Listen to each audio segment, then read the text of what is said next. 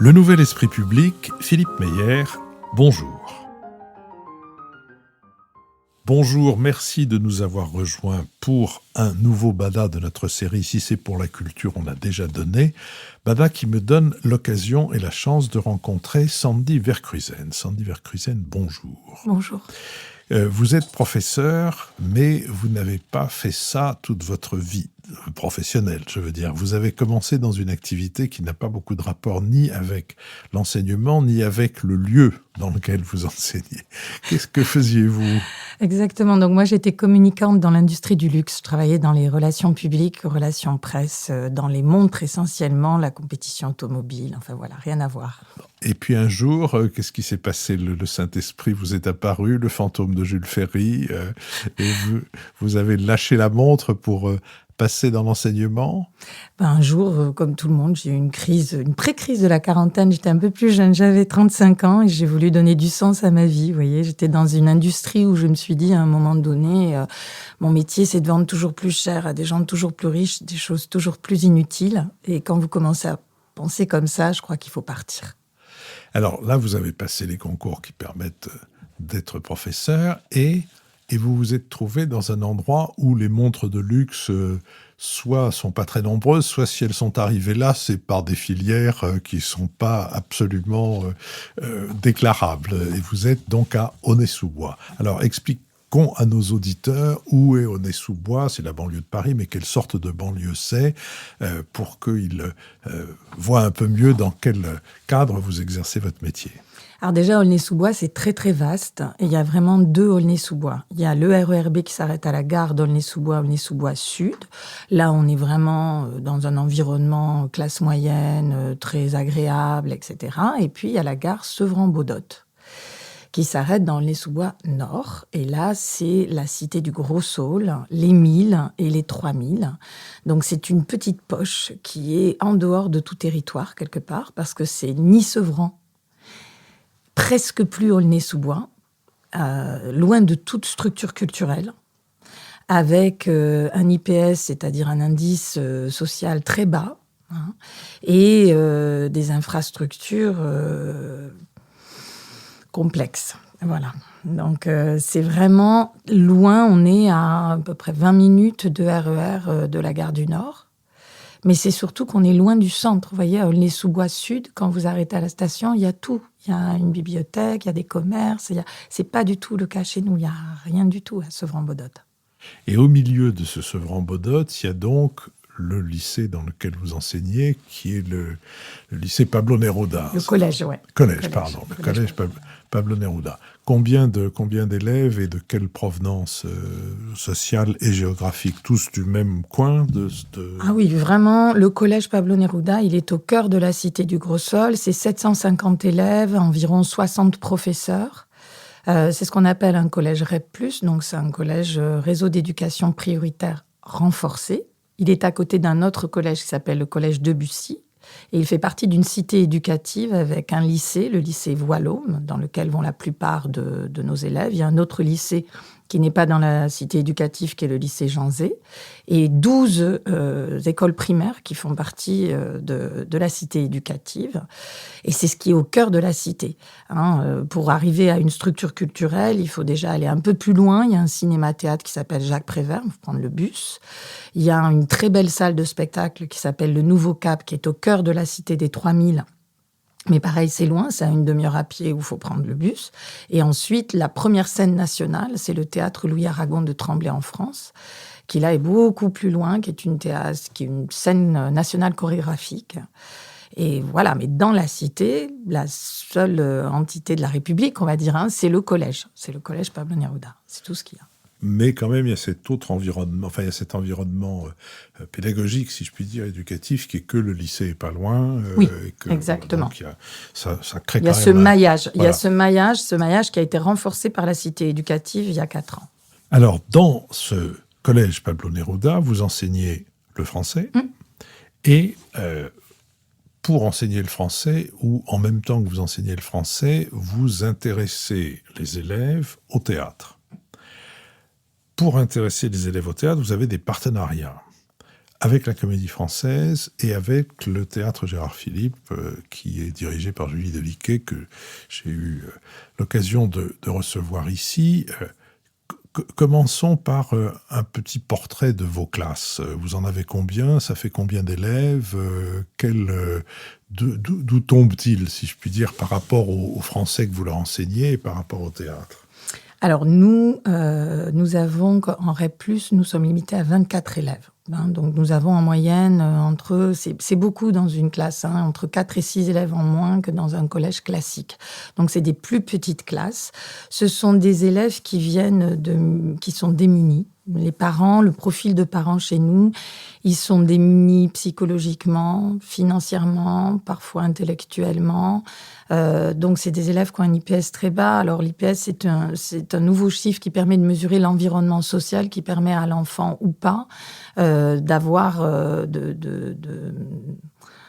d'acquérir des apprentissages. Pour vous donner une idée, l'IPS moyen en France est de 103. Il n'y a que 10% des collèges qui sont en dessous de 80. Nous, on est à 74. Donc, c'est un profil d'élèves multiculturels, comme toute la Seine-Saint-Denis. La Seine-Saint-Denis, c'est 200 langues représentées en Seine-Saint-Denis.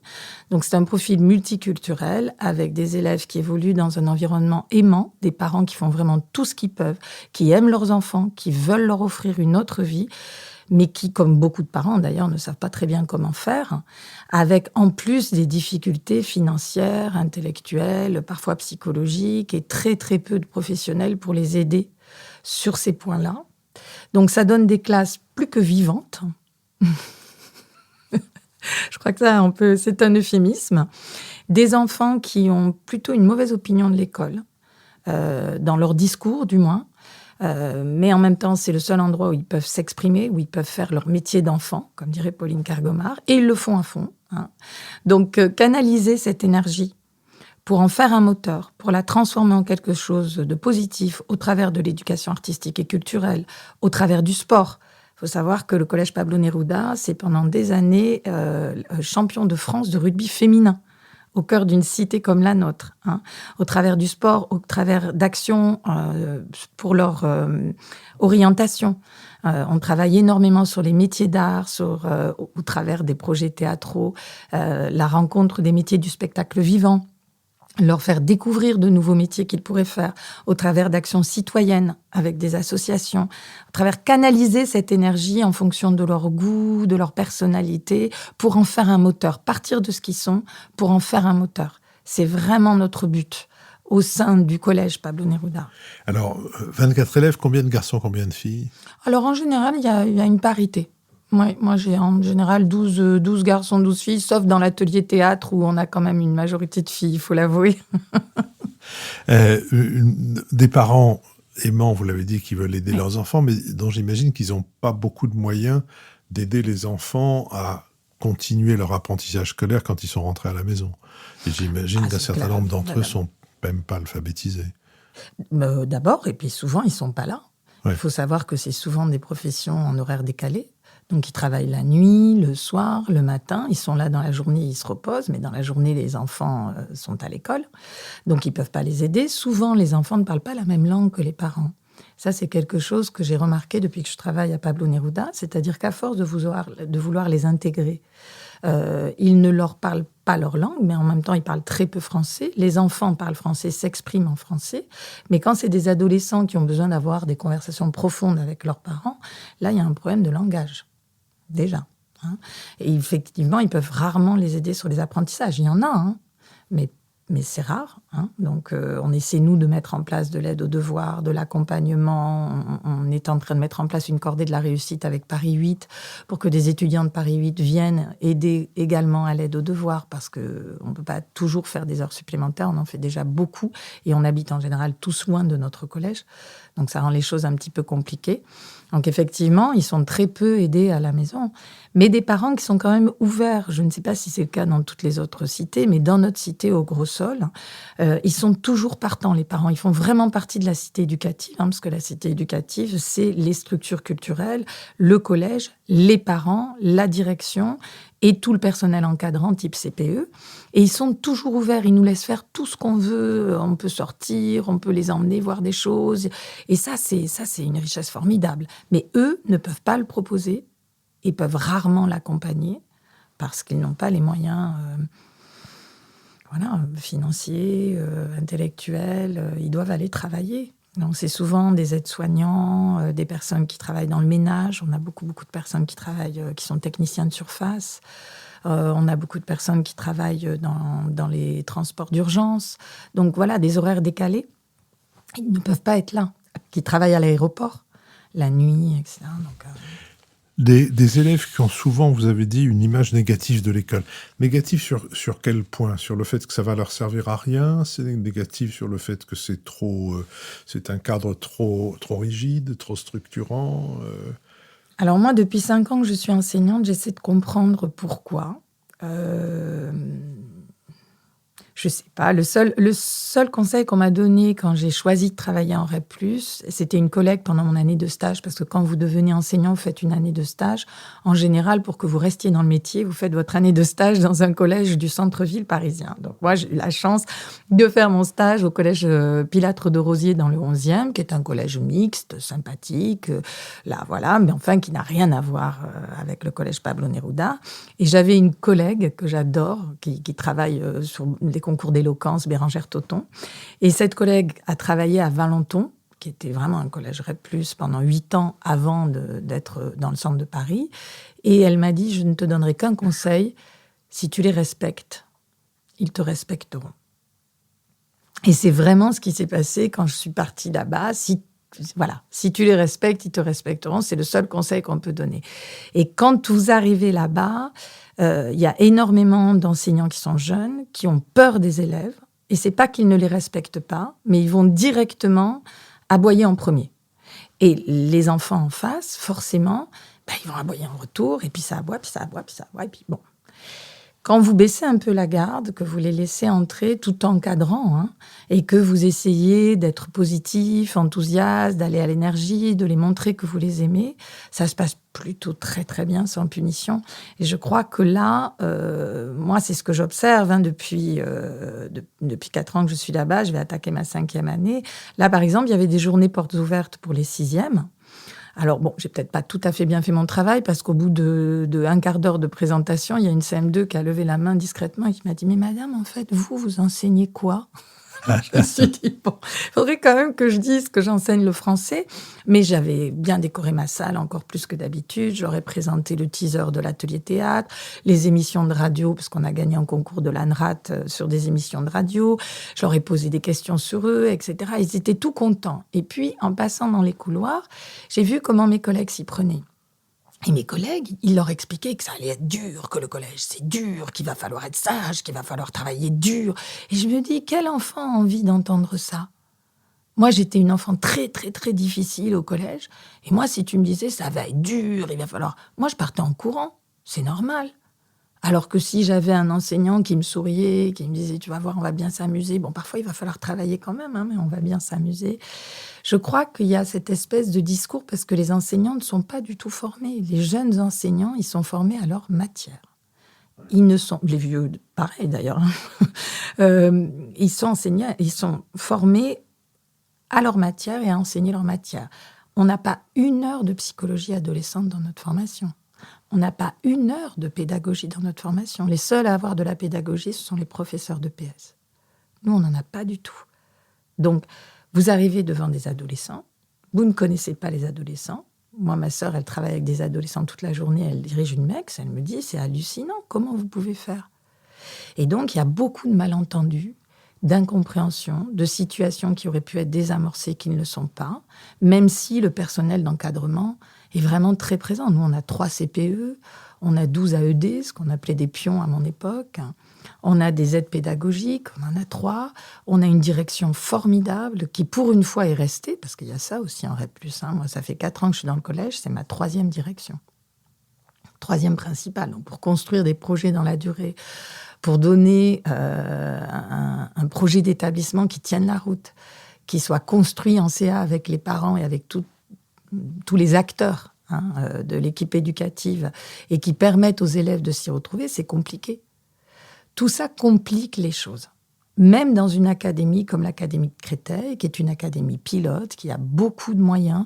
Nous, on a des résidences in situ par le département, on a la région de Drac qui nous aide, on a la cité éducative, on a énormément de dispositifs qui nous aident. C'est très difficile de mettre en place un projet lisible pour les élèves dans lequel ils se retrouvent et qui les motive. Qu'est-ce que c'est qu'une résidence in situ ? Alors, une résidence in situ, c'est le département qui va travailler avec un groupe de professeurs volontaires sur une thématique donnée et on va avoir un artiste in situ dans le collège pendant, je crois que c'est 30 heures normalement. Cette année, c'était 60 heures parce qu'on était sur 2 collèges. Mais normalement, c'est 30 heures et qui va aboutir à un projet en fin d'année avec les élèves. Donc, par exemple, cette année, nous avons travaillé avec le laboratoire de Bernard Stiegler au Centre Pompidou, qui a désigné le collectif BAM, qui est un collectif de jeunes beaucoup issus de l'ENSCI, qui ont travaillé avec les élèves. L'ENSCI, c'est une des maladies de l'éducation nationale et des DRAC, mais c'est de nous faire avaler des quantités de sigles. Mais de quoi s'agit-il ? L'École nationale supérieure, parce que ça, toutes les écoles nationales sont supérieures. Des sciences du design et de l'industrie. Merci beaucoup. Et qui est une école absolument extraordinaire en partenariat avec beaucoup de très grandes écoles, et donc des profils d'élèves très atypiques.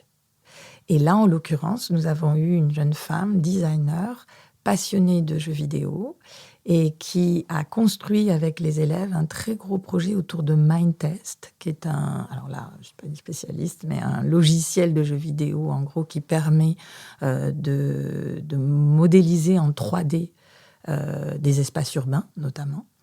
Donc, les enfants, le but était de construire un lien entre les 2 collèges, parce qu'ils se disputent, parce que donc, le collège Pablo Neruda et Debussy, apparemment, en dehors des murs, ça peut être très violent, etc.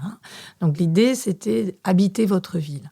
Et les élèves ont dessiné des choses en 3D sur Mindtest absolument extraordinaires, avec ces artistes. Ils ont inventé par exemple, je pense à ça, sur le lac du Saussé, qui est juste à côté, ils ont inventé des magasins flottants qu'ils ont eux-mêmes dessinés en 3D. Et ensuite, on a créé tout un storyboard en français, en art plastique. Toutes les matières se mettent autour de ce projet pour aboutir à un projet en fin d'année avec les artistes à l'intérieur du collège. Et nous reconduisons, c'est exceptionnel, d'habitude c'est une année et puis ça tourne. Et là, l'année prochaine, nous allons reconduire un projet in situ sur le thème de l'égalité filles-garçons. Et nous sommes en train de discuter d'une compagnie de théâtre qui pourrait nous accompagner avec le CLEMI, qui est le centre de formation aux médias, avec ZEP, la zone d'expression prioritaire d'Édouard Zambeau. Voilà. Donc, essayer d'utiliser toutes les ressources du collège, puisque nous avons une professeure documentaliste qui a réussi à monter un studio radio à l'intérieur du collège. Donc, utiliser toutes les ressources du collège pour communiquer sur ce projet, tout en fédérant les élèves autour d'un projet. Parce que c'est comme ça que ça marche. L'enfant, s'il comprend où il va et pourquoi il travaille, il y va. S'il ne comprend pas, s'il se sent ballotté en 26 heures de cours, il passe de la physique-chimie à l'histoire-géographie sans que ça ait aucun sens pour lui, et d'ailleurs pas pour grand monde, il n'a pas envie. Alors, je vous propose que nous terminions là cette première partie de la conversation. Il y a encore nombre de sujets, notamment celui du théâtre et celui de la radio que vous venez d'évoquer. Mais avant qu'on termine ce premier épisode, combien d'élèves par classe, vous l'avez dit, mais combien de classes vous avez et lesquelles ? Ah, pardon. Alors, nous sommes une équipe de 8 professeurs de lettres. Donc, c'est 4h30 de français par semaine. Donc, vous avez en moyenne, moi j'ai 4 classes. Ça tourne dans les équipes, alors suivant les personnalités. Moi, normalement, j'ai plutôt 2 quatrièmes, 2 troisièmes. Là, ça fait 2 ans que des collègues voulaient des 4e et des 3e, donc j'ai pris des petits, des 5e, j'ai appris. C'est un peu compliqué, mais ça m'a apporté beaucoup de choses. Donc voilà, vous avez 4 classes, normalement sur 2 niveaux. Moi, j'ai pris sur 3 niveaux, c'était intéressant. Et puis, vous avez des professeurs quand même en général qui sont... Ceux qui ont des 6e gardent les 6e, parce que ça, c'est maintenant du cycle 3, donc c'est vraiment dans la continuité du CM1, CM2. C'est un métier quand même un peu différent, la 6e. Et la 3e, parce qu'on travaille sur l'orientation. C'est nous qui faisons l'orientation. Donc, une fois que vous êtes bien formé sur l'orientation avec les élèves, vous essayez de rester professeur principal au moins d'une 3e. Sandy Verkusen, merci. Nous nous retrouverons pour parler des aventures du collège Pablo Neruda avec la Comédie Française et avec le théâtre Gérard Philipe.